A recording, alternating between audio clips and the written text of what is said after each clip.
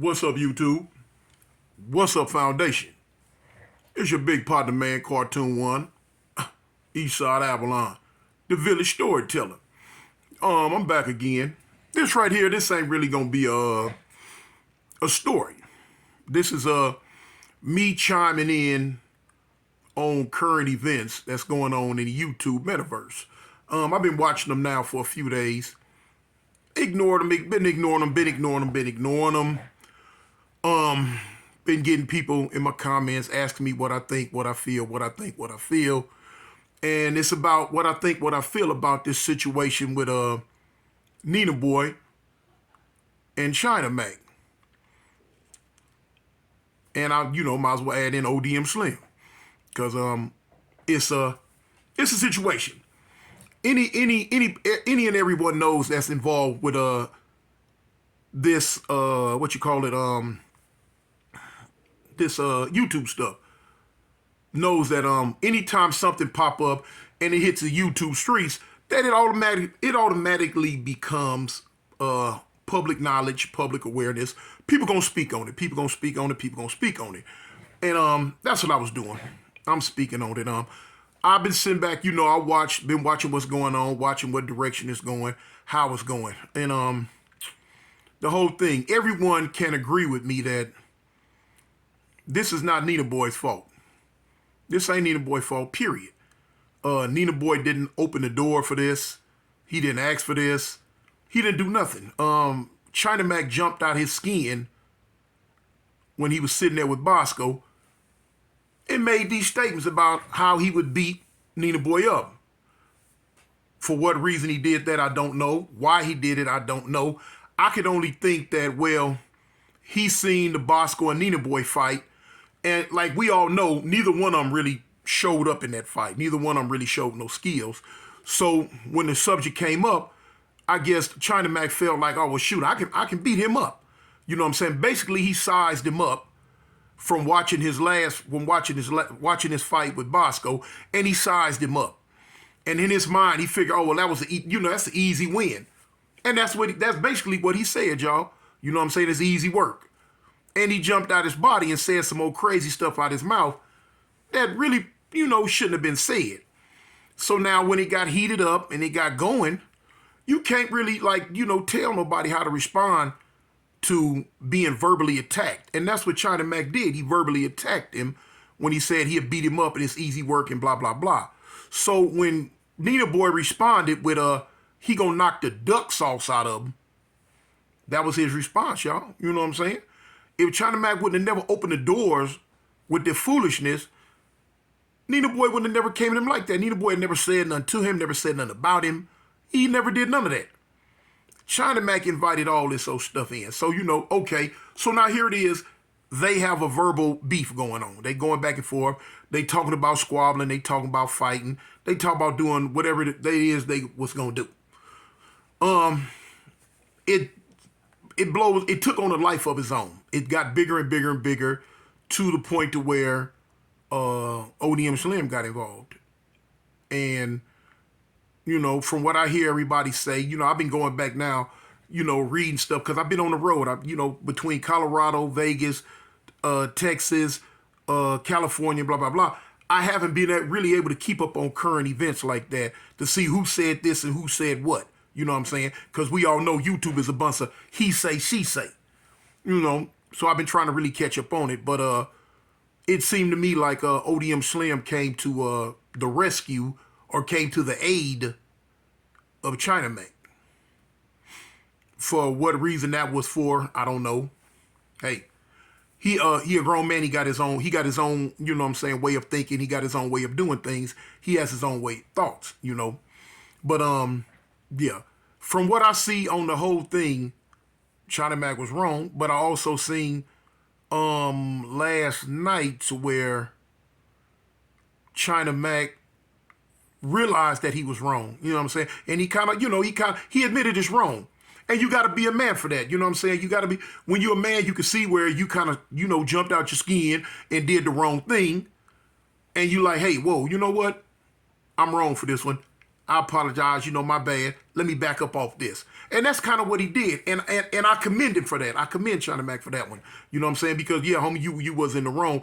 And I seen some of China Mac's videos to where, he got real insensitive, though.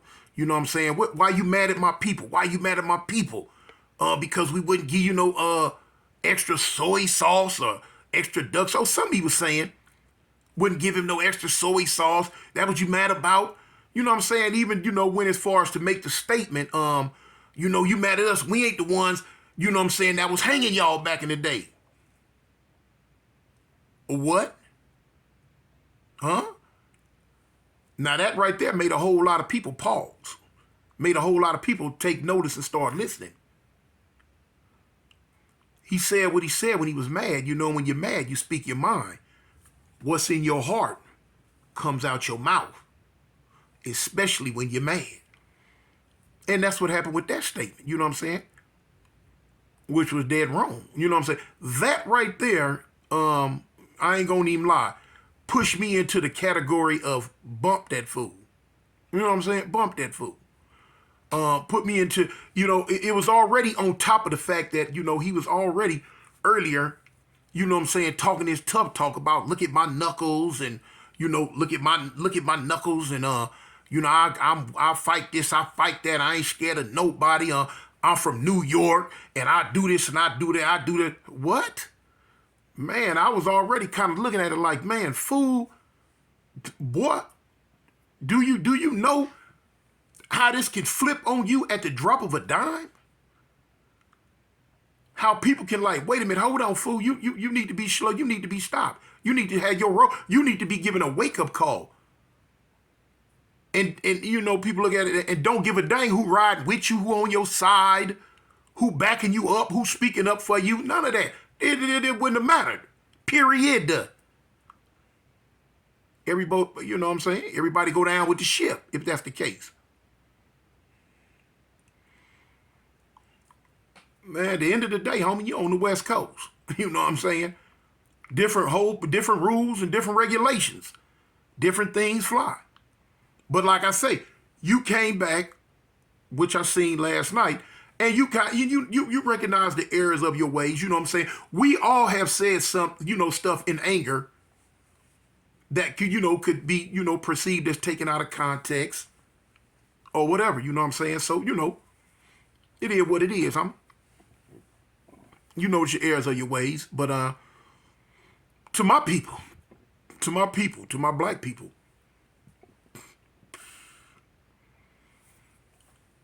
I ain't got a problem with nobody. You know what I'm saying? We as black people are the most forgivingest people on the planet, are the most acceptingest people on the planet. We will accept stuff for a million years. You know what I'm saying? To the point to where we get kicked in the behind by other folks and accept it. We accepted getting our neighborhoods took. We accepted getting our gas stations took. We accepted getting our liquor stores, our stores took. We accepted getting our land took. All that. Accepted being verbally disrespected by others. Accepted being hurt by others. Just to take it all in, accepted it. You know what I'm saying? On some Martin Luther King, we love the world type get down. Black people do that. We accept, we are forgiving and accepting. Not all of us, though. Not all of us. Some of us got a little Malcolm X in us. You feel me? Y'all, those who are conscious, brothers and sisters out there who are conscious, you know what I'm saying? Some of us got that Malcolm X in us. Bump what Martin Luther King was talking about. We got that Malcolm in us, y'all. Me being one of them. It is what it is. To each his own, man. Everybody got their own agenda. Everybody got their own way of doing things. But sometimes prison rules flow over to the streets. You got a lot of people, you got a lot of brothers, you got a lot of people on the street living life on the street with prison rules. Sometimes prison rules supersede what goes on the street. Anyway, whether it's prison rules or not, I'm with my people, man. I'm with my people. I'm not finna turn on my people for another race of people. I'm not finna go against my people for another race of people. None of that. Not for no money, not for no clout, not for no fame, not for none of that. I woke up black. I'm going to go to bed black. I was born black. I'm going to die black. I'm pro-black. Now, a lot of people seen where the homie S-Bone used the term racist. I'm a racist. They might have spoke out of a little he spoke out of context a little bit, but a lot of people don't really realize a lot of times when you use the term racist, it's not in the context in the terms that a lot of people look at it. Now, if a person jumps in, yeah, I'm a bigot. Yeah, I'm a bigot. Okay, that's everything that people think of when they hear the term racist or bigot or prejudice. That encircles everything when a person, I'm a bigot. But a lot of people don't realize a lot of times when you person say, well, I'm a racist, it doesn't mean I hate other races. It just means I'm pro whatever my race is. For instance, I'm a black man. If I jump up here and say, well, I'm a racist, it just means I'm pro-black. It doesn't all the time mean I hate whites, I hate Mexicans, I hate Asians. It doesn't mean that. It just means I'm pro-black. I'm pro my race. But a lot of people hear the word race and they want to take it and run. They want to take it and run with it, turn it into something nasty, turn it in all type of stuff. Or you're a racist. You can call who in their right mind can call the black folks racist. Man, over the course of the years, we have been kicked in the behind by everybody. And right to this day, still being kicked in the behind by everybody. You know? We have been systematically pushed out of everything. We can't go get no grant money to buy nothing. We can't go get no loan to buy anything. We can't get none of that. But everybody else can get all of that. You know what I'm saying? It's a proven fact that the government wouldn't get a black man a dime to buy, build, shape, mold anything. But years and years ago, back in the 70s, going into the 80s, they gave any and everybody that can swim, crawl, walk, jump, run, ride on anything and make it into this country, they gave them any and everything they needed to make it, to survive, to thrive. We gonna give all y'all this money right here for businesses. Just don't bring your businesses into our neighborhoods. Take your businesses to their neighborhoods. Go buy up their gas stations. Go buy up their liquor stores. Go buy up their restaurants. Yeah, go do all that. And whatever goes on, goes on. You know, I had put a video out a little while ago when I said I made Mr. Miyagi or Mr. Yang, something like that, give me a job in the restaurant. The video just was put out about 3-4 days ago. And there was a couple of people in my comments like, Toon, y'all was wrong. That was his restaurant. That was his wall y'all was writing on. Really? You lost your mind? My mama been here since the 1930s. I was born and raised right there my whole life. almost watched that place get built. We have been right on those walls, walking down those streets, riding down those streets forever before whoever came and bought that building. And so now because the government give them a little piece of money and they come into our neighborhood and buy up the building, they think something gonna change. They think we not gonna keep doing to that building what we've been doing since the beginning of time. What? His building my foot. His building was back over there where he came from. If he didn't want nobody writing on something. So I see it. You know, like I say, we all get along. Everybody get along, you know. Everybody get along. But I ain't gonna turn on my own. You know why? Because they not gonna turn on theirs. They gonna stick with each other till the wheels fall off. Whether they be white, whether they be Hispanic, whether they be Asian, whether they be whatever they are. They know, they understand. They understand the assignment. They understood the assignment. We gonna stick with each other. We gonna help each other first. Black folks don't understand the assignment.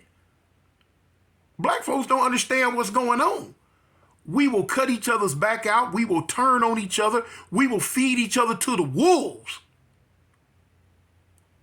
Just to make some other folks happy. Just to appease some other folks. Just to get some pats on the head, some attaboys. Oh, attaboy, Toby.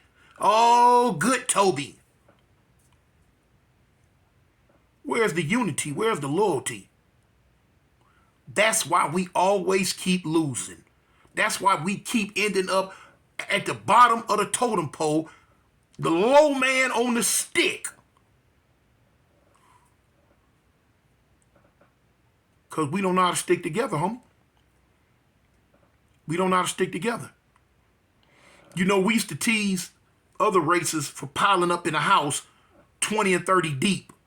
In a 2-bedroom house 30 deep. I remember growing up, we used to always tease these other races about doing that stuff. Oh man, y'all 30 deep in a house, you know. But guess what? Them same 30 that was in that house, because they understood the assignment and they stuck together, now guess what?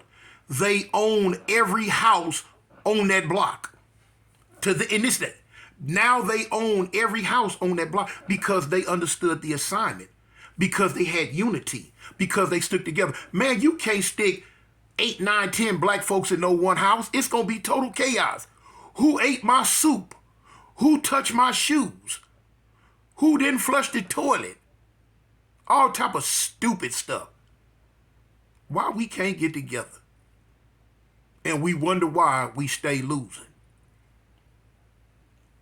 I ain't going to turn on my own, y'all. Now, if I felt like my own was doing something wrong, I might check him behind the scene. I ain't going to turn on my own. Because guess what? All those other people ain't going to turn on their own. Not for us. Not for us.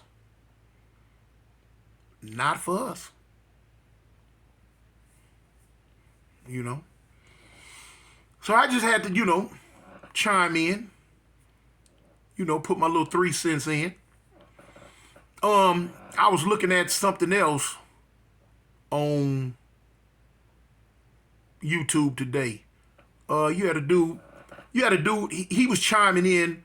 He was chiming in on the China Mac Nina Boy situation too himself. I don't know the dude. I had never heard of him. He got a podcast. Me saying this is gonna get him some subs and views because people gonna want to go over there and see about what I'm saying. But a dude called himself Diesel Talk. Blood dude. I don't know if he's from California or if he's from a different state. I don't know. Never heard him before, never seen him before. But into his video at the 3 minutes and 30 second spot on his video, he was clowning it, and I guess, I don't know, but he made a statement. He was telling China Mac that China Mac should come over and be a blood, come kick it with the Bloods. Hey, if they want China Mac, that's on them. It's on him. Ain't got nothing to do with that.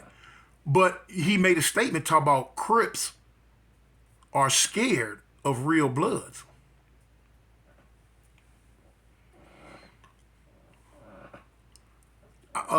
What?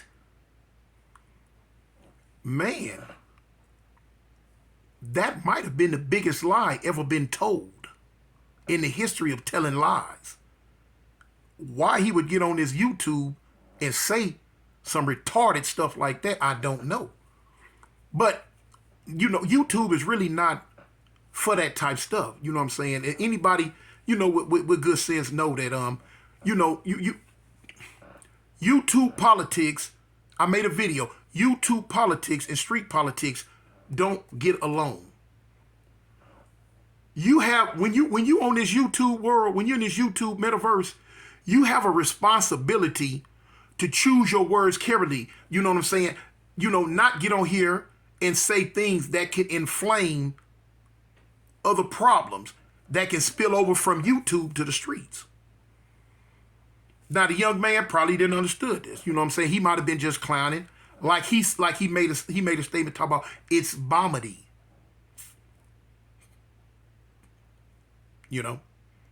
Well, whether it was bomedy or comedy or whatever he felt it might have been, I don't think it was something that should have been said on YouTube. For one, it's false.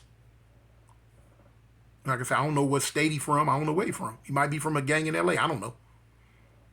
But that's the type of stuff that people with a conscious mind, if they really gangster, as he said, would control that type of narrative from just being blurted out on YouTube. No. Because it's a lie. But anyway, it seems to me that that the Nina Boy, China Mac, ODM situation seemed like it's being brought back together. It's being shaped and molded into like being calmed down. It's being calmed down. Like I say, I commend China Mac for recognizing the error of his ways and like saying, hey man, you know what, my bad, my bad.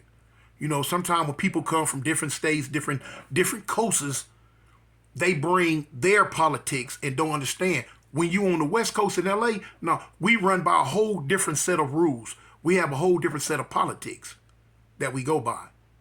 And if you're going to live here and be here, you're going to have to learn to adhere to our politics. It don't matter how tough you are, where you from, who you think you are. If you're going to be in LA, if you're going to be on the West Coast, you're going to adhere to LA West Coast politics. Or those politics will roll over you. But anyway, that's me, man. Cartoon One, the village storyteller. I had to get, I had to chime in on the subject. A lot of people asked me what I felt, what I thought. I, took my time on doing it because I'll speak, I'll speak on the Nina Boy, China Mac situation.